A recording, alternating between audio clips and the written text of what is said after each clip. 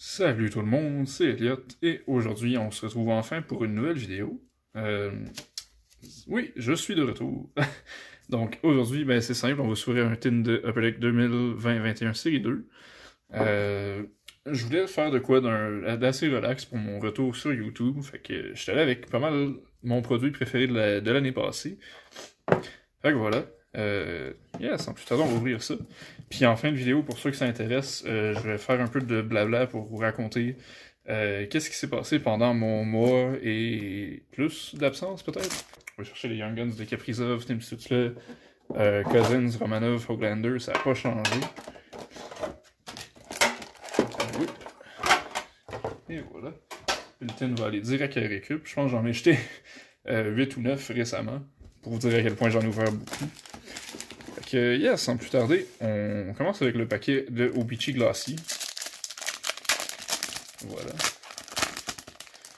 On va avoir Connor McMichael Gold, Connor McMichael, puis Thomas Harley. En fait, il y en a une des deux qui c'est bronze. Comme d'habitude, je ne sais pas c'est laquelle. Je m'en calisse. En fait, j'ai même pas pris le temps de vous présenter mon background. Ça fait longtemps que je l'ai fait. Comme vous l'avez vu. Mais bref, on a une Robert Thomas Young Guns MNT 9. On a une Joe Farabee Young Guns PSA 9. Puis une Nico Hischier Young Guns BGS 9. Fait que c'est ça. Je suis tombé un peu dans les cartes gradées pendant mon absence de YouTube. Puis c'est ça. Ben, j'ai acheté une couple de joueurs comme ça. Fait que, bon, on y va pour vrai avec le premier paquet. En théorie, on va avoir 2 Young Guns, mais on pourrait en avoir une troisième, ce qui serait surprenant quand même. On commence avec un double insert, fait qu'on a Nick Robertson, Marquee Rookies, puis Teravainen, Teuvo Teravainen, Dazzler's Gold. Fait que voilà, premier pack. Ensuite,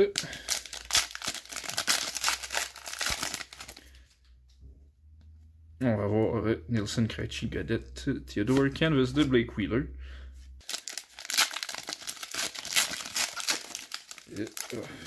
Bien. Troisième paquet. On a notre premier Young Gun, c'est Lucas Veidemou, j'imagine.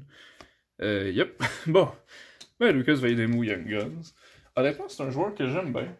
Du peu que je joué avec le Canadien, j'ai quand même aimé ce que j'ai vu. Mais c'est sûr que il n'y a pas vraiment de place pour lui dans l'alignement cette année, ni même l'an prochain, je dirais. Veidemou, première Young Guns. Si je me trompe pas, dans un tin que j'ai déjà ouvert, j'ai eu Veidemou, Jeune Loup, puis Tim Stutzle, Jeune Loup, dans la même box. Fait que si ça pouvait se répéter, mais avec les Young Guns, ben ça serait le fun pareil. Ici on a Marquee Rookies rétro de Shane Bowers. Cinquième paquet. On va voir Award Winners de Matthew Dumba. 4 paquets restants. Encore au moins une Young Guns en attente. Puis elle n'est pas ici, parce qu'on a encore une Marquee Rookies.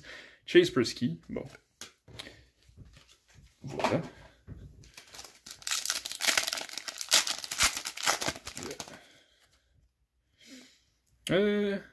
On a un paquet de base. Très nice. Voilà.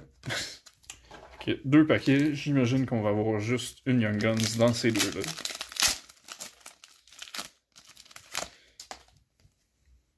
Elle est ici. Ah, Calvin Turcoff. Arc. Bon, ben, dernier paquet. Je m'attends à rien partout. Probablement une Power Shred si on n'en a pas eu. Ben oui, de ça. De Kirill Ustimenko. Fait que même pas un des bons joueurs. Bon, ben, c'est ce qui fait le tour de cette courte ouverture. J'espère que vous avez apprécié. C'est donc maintenant l'heure du Real Talk avec Elliot V.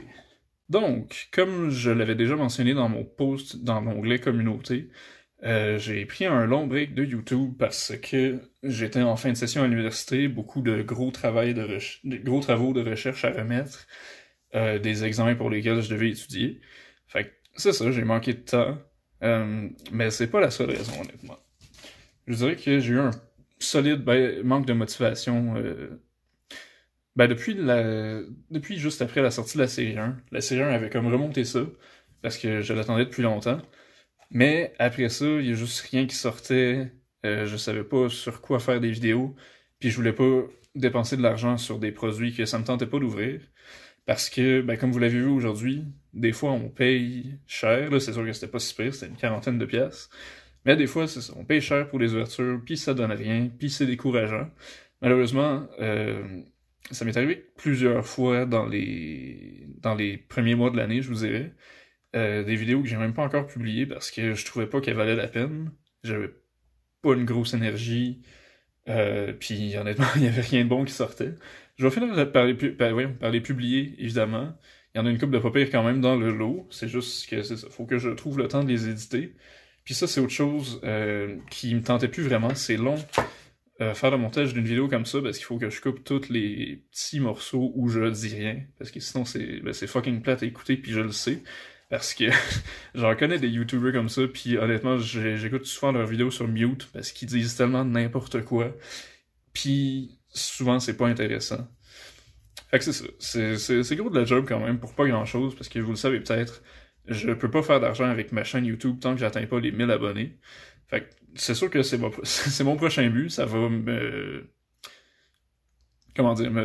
m'encourager à continuer à faire des vidéos. Puis j'ai pas l'intention d'arrêter non plus, parce que c'est quelque chose que j'aime faire une fois de temps en temps, mais je me rends compte que je mettais trop d'argent sur mes vidéos pour pas grand chose finalement. Fait que la fréquence va peut-être se baisser un peu.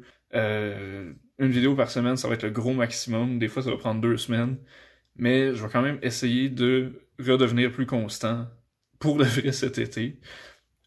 Puis ben, il devrait y avoir des nouveaux sorties, des nouveaux produits qui sortent bientôt. La série 2, normalement c'est début juin. Artifacts, même chose. SP Authentique de 2021. Je vais peut-être pas ramasser une boîte parce qu'ils sont fucking chers pour rien.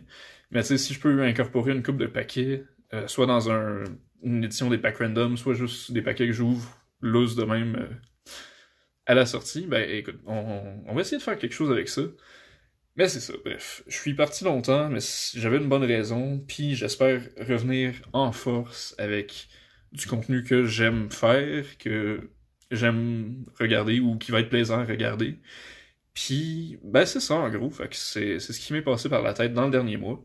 Fait que c'est ça, j'espère que vous allez continuer à me suivre parce que je l'ai fait pour vous, ces vidéos-là. Je veux vous montrer des produits, je veux vous partager ma passion pour les cartes.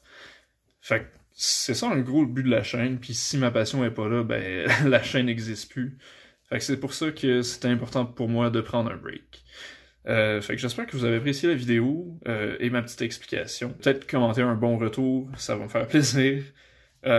Puis c'est ça, on se retrouve bientôt, je vous dirais, pour une vidéo dans laquelle je vous montre les cartes que j'ai achetées pendant ma pause. Parce que justement, la Robert Thomas, la Joel Farabee, c'est des cartes que vous aviez pas vues, je pense, avant. Puis écoutez, il y en a tellement d'autres, j'en ai une coupe ici. C'est un petit preview, j'ai une Cody Glass MNT9 que j'ai acheté pour le fun. Fait que c'est ça, bref, j'ai acheté plein de stock, j'ai hâte de vous le montrer. N'hésitez pas à vous abonner si c'est pas déjà fait, puis que vous voulez voir quel genre de shit j'achète, parce que honnêtement, c'est un peu random, mais c'est ça qui est le fun, tu sais. On achète ce qu'on veut, puis yeah. Fait que là, je vais arrêter la vidéo maintenant, parce que je commence à dire n'importe quoi. Donc, c'est ça, on se revoit bientôt. Passez une bonne fin de semaine. Bye!